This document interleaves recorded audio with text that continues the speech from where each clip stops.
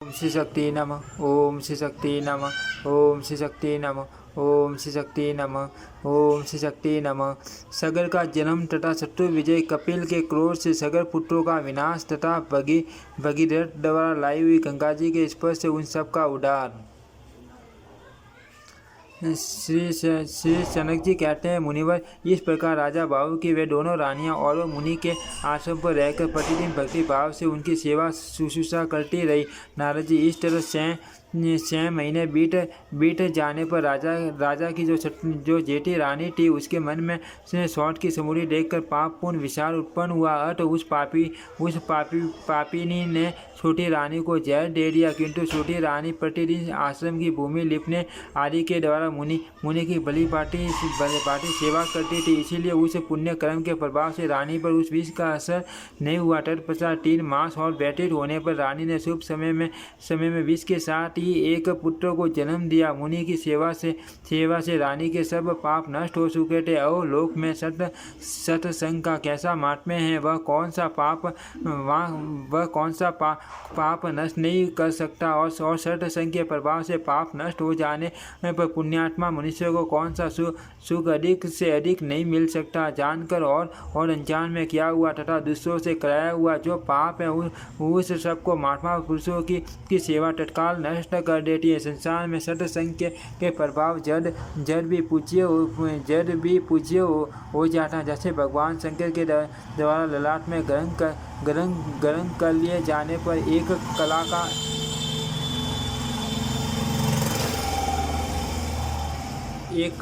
कला का चंद्रमा भी वंदनीय हो गया। विप्रवर इकलोक और परलोक में सत्संग मनुष्य को सदा उत्तम समृद्धि प्रदान करता है।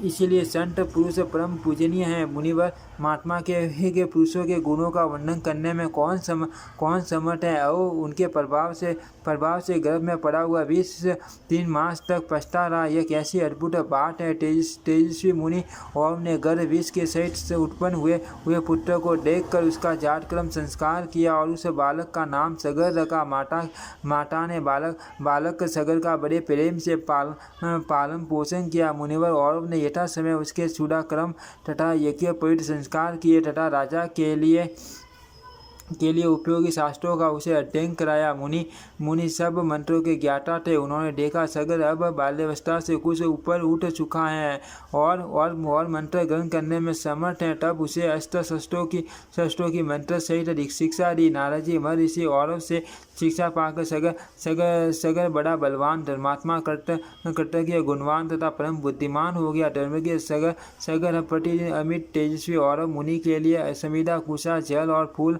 आदि लाने लगा। बालक बड़ा विनय और सद्गुणों का भंडार था। एक दिन उसने अपनी माता को प्रणाम करके हाथ जोड़कर कहा, सगर ने कहा, माँ, मेरे पिताजी कहाँ चले गए, उनका क्या नाम है और वे किसके कुल में उत्पन्न हुए हैं, ये सब बातें मुझे बताओ। मेरे मन में ये सुनने के लिए बड़ी उत्कंठा है। संसार में जिनके पिता नहीं वे जीवित होकर भी मरे हुए के समान है। जिसके माता पिता जीवित नहीं, उसे कोई सुख नहीं।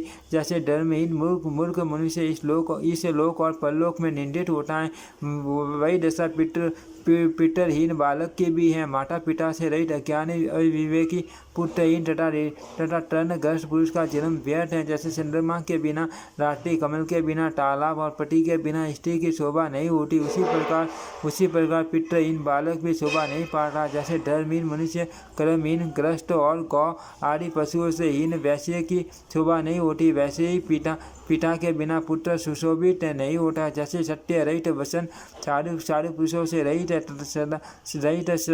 सभा तथा दया शून्य तप व्यर्थ है, वही दशा पिता के बिना बालक की होती है। जैसे वर्ष के बिना वन, जल के बिना नदी और वेगहीन घोड़ा निरर्थक होता है, वैसे ही पिता के बिना बालक की दशा होती है। माँ जैसे याचक मनुष्य लोक में अत्यंत लघु समझा जाता है, उसी प्रकार पितरहीन बालक बहुत दुख उठाता है। पुत्र की यह बात सुनकर रानी लंबी सांस खींचकर दुख में डूब गई।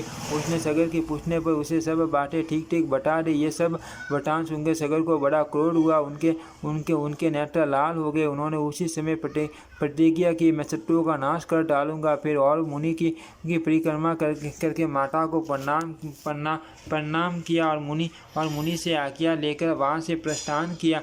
और औरों के आश्रम से निकलने पर सत्यवादी एवं पवित्र राजकुमार सगर को उनके कुल पुरोहित महर्षि वशिष्ठ मिल गए।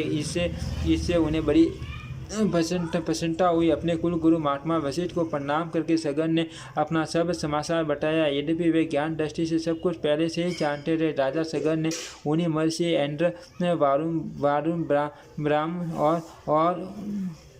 और आग्नेय अस्त्र तथा उत्तम खड्ग तथा वज्र के समान सुदृढ़ धनुष प्राप्त किया। तदनंतर सूर्य हड्डियाँ वाले सगर ने मुनि की आज्ञा ले उनके आशीर्वाद से समादत्त हो उन्हें प्रणाम करके तत्काल वहाँ से यात्रा की। शूरवीर सगर ने एक ही धनुष से अपने विरोधियों को पुत्र पौत्रों और सेना से स्वर्गलोक पहुँचा दिया। उनके धनुष से छूटे हुए अग्निचलस बाणों से संतप्त होकर कितने ही शत्रु नष्ट हो गए और कितने ही भयभीत होकर भाग गए। शक, यवन तथा अन्य बहुत से राजा प्राण बचाने की इच्छा तुरंत वशिष्ठ मुनि की शरण में गए। इस प्रकार भूमंडल पर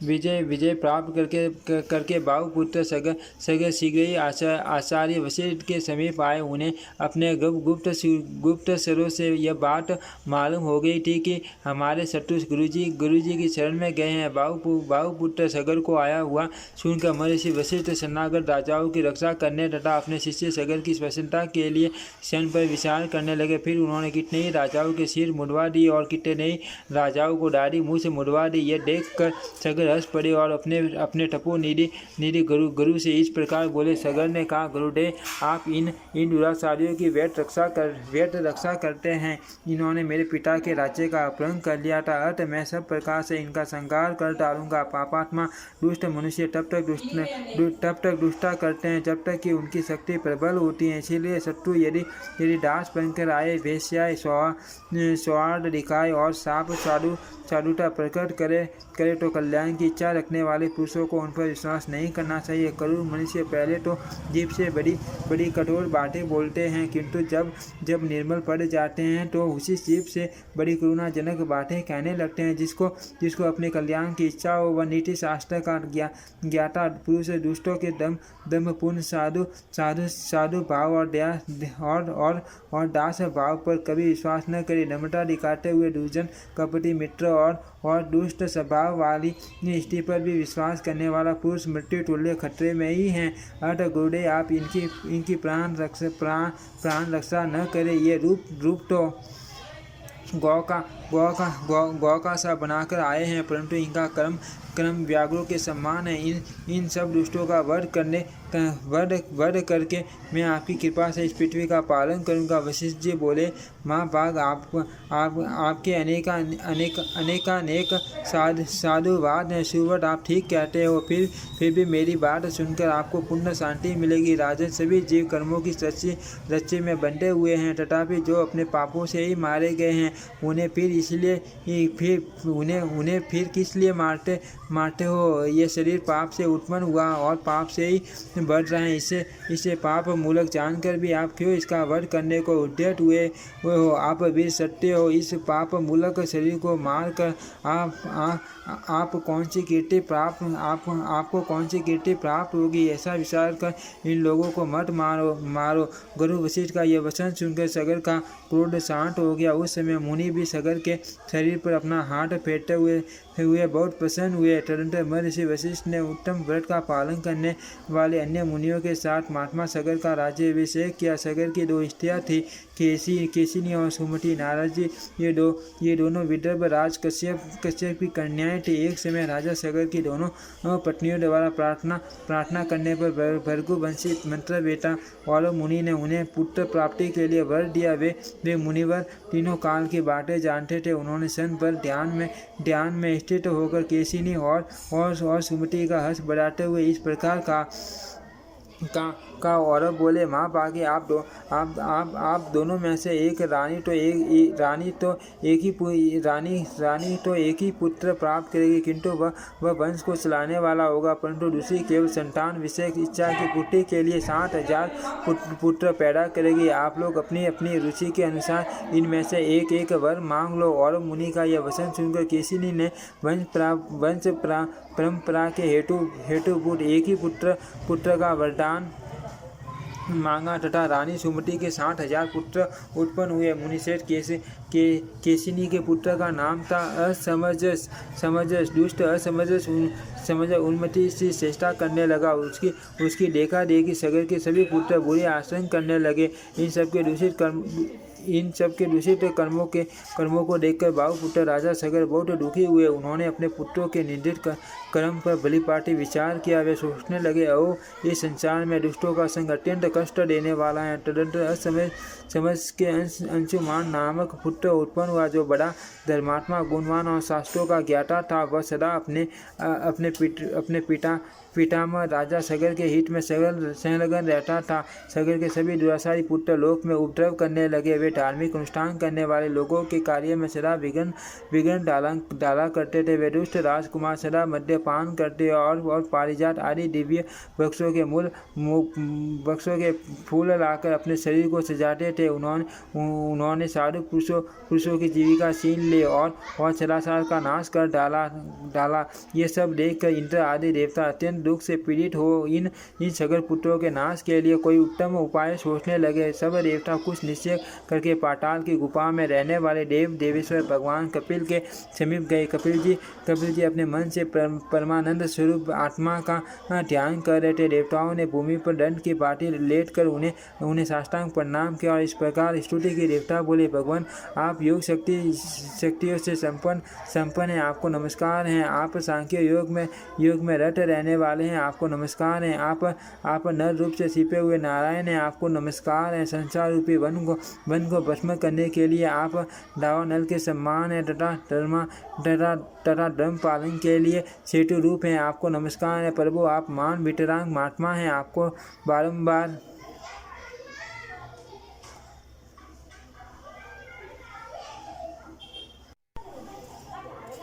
नमस्कार हैं। हम सब देवता सगर के पुत्रों से पीड़ित होकर आपकी शरण में आए हैं, आप हमारी रक्षा करें। कपिल जी ने कहा श्रेष्ठ देवगण, जो लोग इस जगत में अपने यश बल धन और आयु का नाश चाहते हैं, वही लोगों को पीड़ा देते हैं। जो सर्वदा मन वाणी और क्रिया द्वारा दूसरों को पीड़ा देते हैं, उन्हें दैव ही शीघ्र नष्ट कर देता है। थोड़े ही दिनों में इन सगर पुत्रों का नाश हो जाएगा। महात्मा कपिल मुनि के ऐसा कहने पर देवता विधिपूर्वक उन्हें प्रणाम करके सब लोग को चले गए।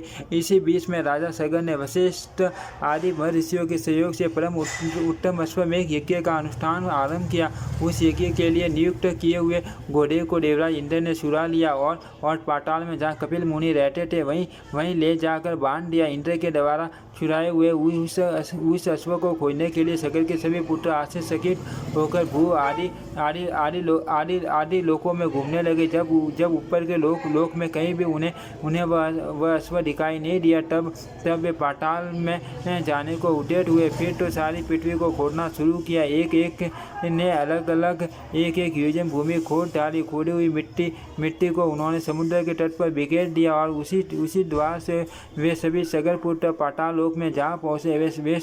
वे सब अविवेकी मद से उन्मत्त हो रहे थे। पाताल में सब और उन्होंने अश्व को ढूंढना आरंभ किया। खोजते वहाँ उन्हें करोड़ों सूर्यों के समान प्रभावशाली महात्मा कपिल का दर्शन हुआ। वे ध्यान में तन्मय थे। उनके पास ही वह घोड़ा भी दिखाई दिया। फिर तो वे सभी अत्यंत क्रोध में भर गए और मुनि को देखकर उन्हें मार डालने का विचार करके वेगपूर्वक दौड़ते हुए उन पर टूट पड़े। उस समय आपस में एक दूसरे से वे इस प्रकार कह रहे थे, इसे मार डालो, बांध लो, पकड़ो, जल्दी पकड़ो। देखो न घोड़ा चुराकर यहाँ साधु रूप में बगुले की भांति ध्यान लगाए बैठा है। और संसार में ऐसे ही खल हैं जो बड़े बड़े आडंबर रचते हैं। इस तरह की बातें बोलते हुए वे मुनिवर पर कपिल का उपहास करने लगे। कपिल जी अपने समस्त इंद्रिय वर्ग और बुद्धि को आत्मा में स्थिर करके ध्यान में तत्पर थे। अत उनकी इस करतूत का उन्हें कुछ भी पता नहीं चला। सगल पुत्रों की मृत्यु निकट थी,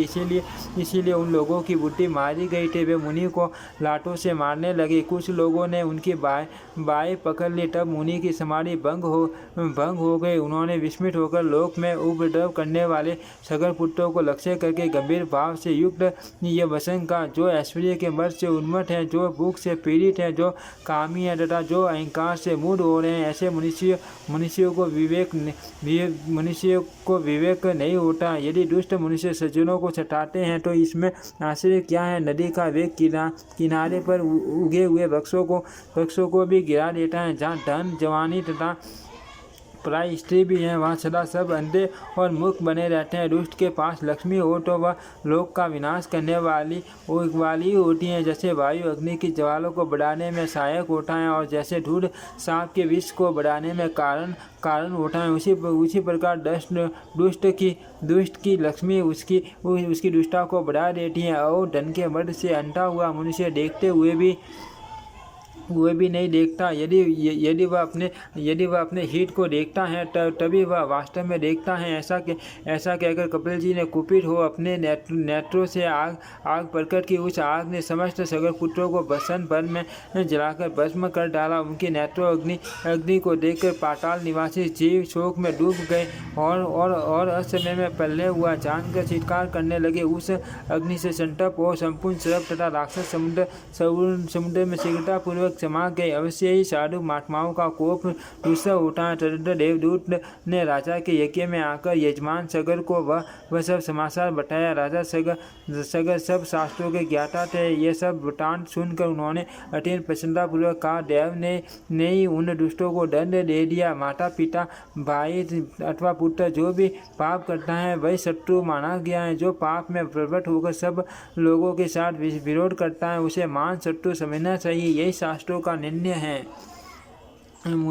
मुनिवर नारद जी, राजा सगर ने अपने पुत्रों का नाश होने पर भी शोक नहीं किया, क्योंकि दुराचारियों की मृत्यु साधु पुरुषों के लिए संतोष का कारण होती है। पुत्रहीन पुरुषों का यज्ञ में अधिकार नहीं है। धर्मशास्त्र की ऐसी आज्ञा होने के कारण महाराज सगर ने अपने पौत्र अंशुमान को ही दत्तक पुत्र के रूप में गोद ले लिया। सारग्राही राजा सगर ने बुद्धिमान और विद्वानों में श्रेष्ठ अंशुमान को अश्व ढूंढ लाने के कार्य में नियुक्त किया।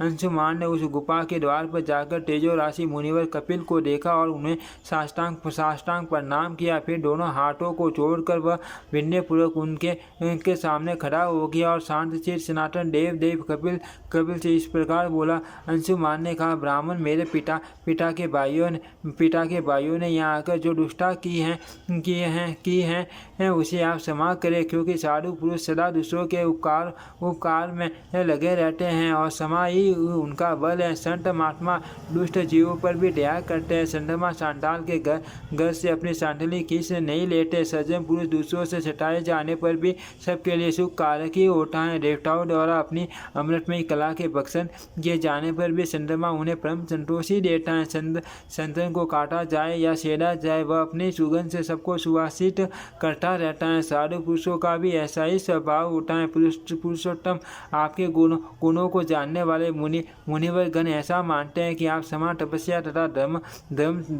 धर्माचरण द्वारा समस्त लोगों को शिक्षा देने के लिए इस भूतल पर अवतीर्ण हुए हैं। ब्राह्मण, आपको नमस्कार है। मुनि, आप ब्रह्म स्वरूप हैं, आपको नमस्कार है। आप सब भावट ब्राह्मणों का हित करने वाले हैं और सदा ब्रह्म चिंतन में लगे रहते हैं। आपको नमस्कार है। अंशुमान की इस प्रकार स्तुति करने पर कपिल मुनि का मुख प्रसन्नता से खिल उठा। उस समय वे बोले, निष्पाप राजकुमार, मैं आप पर प्रसन्न हूँ, वर मांगो। मुनि के ऐसा कहने पर अंशुमान ने प्रणाम करके कहा, भगवान, हमारे पितरों को ब्रह्मलोक में पहुँचा दे। तब कपिल मुनि अंशुमान पर अत्यंत प्रसन्न हो आदर पूर्वक बोले, राजकुमार, आपका पौत्र या गंगा जी को लाकर अपने पितरों को स्वर्ग लोक पहुँचाएगा। बस आपके पौत्र भगीरथ द्वारा लाई लाई हुई पुण्य पुण्य पुण्य सलीला गंगा नदी नदी इन सगल पुत्रों के पाप धोकर इन्हें परम पद की प्राप्ति करा देगी। बेटा इस घोड़े को ले जाओ जिससे आपके पितामह का यज्ञ पूर्ण हो जाए। तब अंशुमान अपने पितामह के पास लौट गए और उन्हें अश्व सहित सब समाचार निवेदन किया। सगर ने उस पशु के द्वारा ब्राह्मणों के साथ वह यज्ञ पूर्ण किया और तपस्या द्वारा भगवान विष्णु की आराधना करके वे वैकुंठ धाम को चल गए। अंशुमान के दिलीप नामक पुत्र हुआ। दिलीप से भगीरथ का जन्म हुआ जो दिव्य लोक से गंगा जी को इस भूतल पर ले आए। उन्हें भगीरथ की तपस्या से संतुष्ट हो ब्रह्मा जी ने उन्हें गंगा दे दी। फिर भगीरथ गंगा जी को धारण कौन करेगा इस विषय में विचार करने लगे। तदनंतर भगवान शिव की आराधना करके उनकी सहायता से वे देव नदी गंगा को पृथ्वी पर ले आए और उनके जल से स्पर्श कराकर पवित्र हुए पितरों को उन्होंने दिव्य स्वर्ग लोक में पहुंचा दिया। ओम श्री शक्ति नमः। ओम श्री शक्ति नमः। ओम श्री शक्ति नमः। ओम श्री शक्ति नमः।